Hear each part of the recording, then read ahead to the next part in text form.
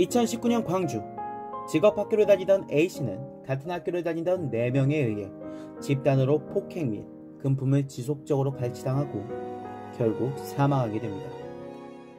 피해자 A씨, 그는 아버지를 일찍 여의고 홀어머니 밑에서 형과 누나 함께 자란 착한 동생이었습니다.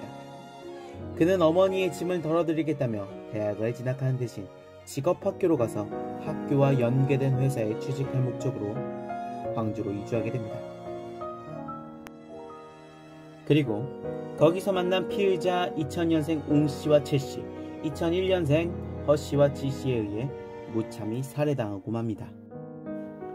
그들은 체격이 왜소하며 평소 말투가 어눌한 A씨를 심부름꾼으로 쓸 생각으로 A씨에게 원룸에서 같이 생활할 것을 제의했고, 당시 다니던 회사를 그만두면서 회사에서 지원해준 원룸을 비워야 했으며 타지의 연고도 없이 생활할 A씨는 그들의 제의를 수락하였고, 그들은 2019년 3월부터 함께 생활하기 시작했습니다.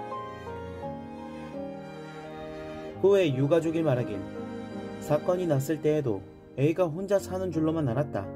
불과 5월까지만 해도 전에 살았던 동생 집에 필요한 물건을 정리해서 보내준 적이 있다며, 가족들이 걱정할까봐 아마 A씨는 말을 하지 않았을 것이라고 전했습니다. 그렇게 그들과 동거를 하게 된 A씨는 낮이고 밤이고 그들과 함께 지냈으며, 그들은 더더욱 폭압적이고 엽기적으로 힘을 과시했고, 결국 A씨는 그들의 마리오네트가 되어버렸습니다. 그들은 처음에는 가볍게 심부름이나 툭툭 치는 구타로 시작되었습니다. 가해자 진술 내용에 의하면 술이나 담배 심부름을 시키고 때리려고 집에 들였다고 하였지만, 그 폭행의 수위는 날이 갈수록 강도가 높아졌습니다.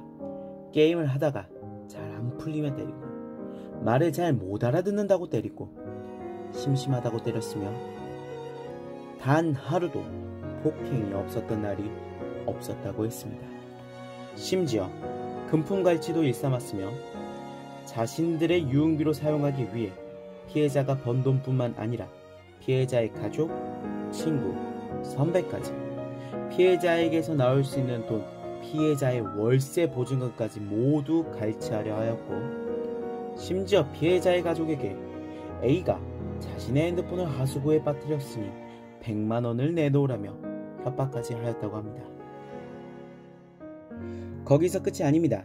그들은 하루 100회 이상 주먹질과 발길질로 상습적인 폭행을 해왔고, 물을 무서워하는 피해자의 트라우마를 이용해 물고문을 하기도 하였습니다. 또한 그의 상처 가득한 나체 사진을 찍어대며 그를 조롱하였고, 우산이나 절제 목발 등과 같은 둥기들이 휘어질 정도로 구타했다고 합니다. 사건 당일 6월 8일 오후 8시 피해자 A씨는 평소처럼 원룸으로 귀가하였고, 약 2시간 뒤 피해자 4명이 원룸으로 귀가하였습니다. 그리고 그들은 배달 음식을 시켜 먹은 뒤 일명 놀림놀이, 상대방에게 어떤 잘못을 고의적으로 하게 만들어 정당한 대가로 복수를 하는 끔찍한 폭력을 피해자 A씨에게 시켜 복수라는 그들만의 정당함으로 A씨를 구타하였습니다. 놀이라는 이름으로 피해자를 둔기로 가격하던 중 그가 의식을 잃고 쓰러지자 숨을 쉬지 않는다는 것을 확인하고 이불로 그를 덮고 아무 일이 없었다는 듯 렌터카를 빌려 자신들의 고향으로 도주하였습니다. 그렇게 방치된 A씨는 결국 폐혈증으로 사망하게 됩니다.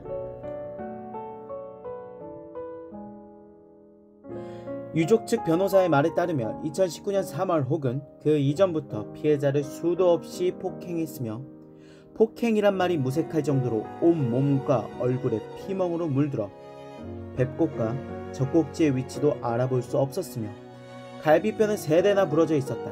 또한 간은 찢어져 있었고 몸 여기저기엔 고름이 차 있었으며 항문도 파열되어 있었다며, 피해자가 얼마나 끔찍한 고통을 받아왔는지에 대해 설명하였습니다.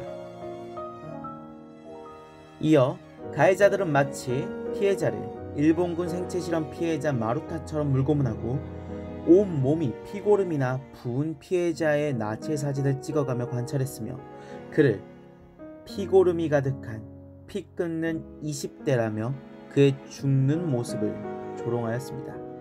피해자의 모진 가혹행위에 죽어가는 피해자 A씨를 병원에 가지도 못하게 하였고 끝내 의식을 잃었을 때에도 혹시나 의식을 차려 경찰에 신고할까봐 피해자의 휴대전화를 들고 도주했다고 전했습니다. 결국 그들은 사건 발생 이틀 뒤 광주가 아닌 본인들의 고향 순창경찰서에 보호자를 대동하여 친구를 때렸는데 위독한 것 같다. 자취방에 A가 있다며 자수하였습니다. 경찰은 광주 북부경찰서에 협조 요청을 하고 A씨의 신변을 확인한 뒤 피해자가 사망한 것을 확인, 순창경찰서 담당 관할인 광주 북부경찰서로 그들을 인계하였습니다. 수사 초기만 하더라도 폭행치사가 될 뻔했으나 가해자들이 이렇게 때렸다간 죽을 수 있겠다며 피해자가 죽지 않았다면 아마도 그 이후로도 폭행은 계속했을 것이라 진술한 것, 또 피해자가 죽어가는 것을 알면서도 병원에 데려가지 않았다는 점, 이런 것들을 보아 가해자들이 폭행으로 피해자가 사망할 수 있음을 인식했음에도 반복적이고 무차별한 폭행을 이어간 정황을 확보하고 살인죄로 혐의를 변경하였습니다. 유족 측 변호사의 인터뷰에 따르면 가해자의 잔혹성이나 자수 시점을 봤을 때 잘못을 뉘우치는 행동 전혀 없이 이틀이나 지나서야 자수했다. 오히려 법적인 절차를 이용해서 뭔가 최대한 선처를 바라기 위해 자수를 하고 묵묵부답으로 대응하는 것이 아닌가라는 의심이 된다고 말했습니다. 그럼 결과는 어떻게 됐을까요? 2019년 6월 19일 가해자들은 살인죄로 검찰에 송치되었습니다. 다음 달 7월 19일 광주지법에서 첫 재판이 열렸으며 가해자 중 2명은 살인과 협박, 공갈 미수로, 다른 2명은 살인 혐의가 적용되었습니다. 그리고 11월 18일 검찰은 이들에게 무기징역과 징역형을 구형했습니다.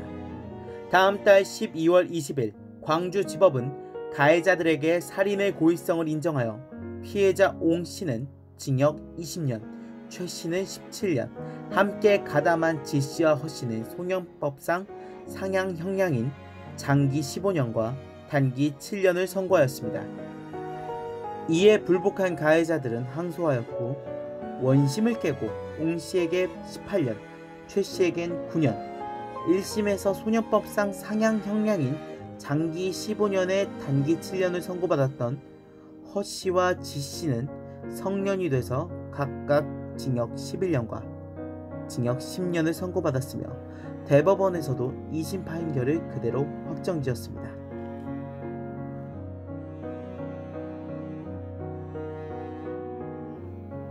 판결 내용에 따르면 옹씨를 제외한 3명은 폭력 행사에 가담하긴 했으나 피해자의 사망이라는 결과의 가능성 또는 위험을 미필적으로나마 인식하고도 무시한 채 살해 행위로 나아갔다고 보기 어렵다고 하였습니다.